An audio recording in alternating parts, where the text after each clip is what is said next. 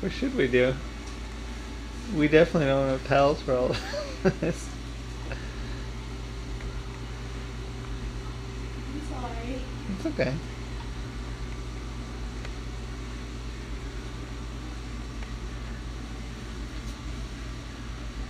It just keeps pouring out. It's crazy. Not even halfway done with the cycle.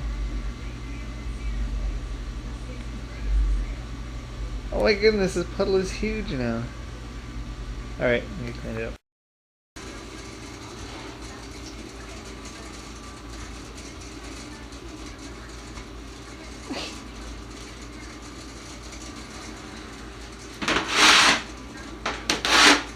Oh my goodness, it's like pouring out.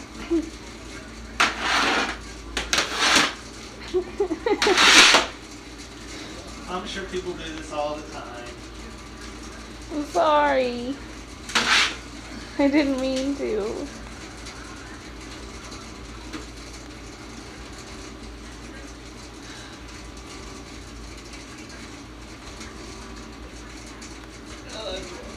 Yeah, we should put a pan under it or something.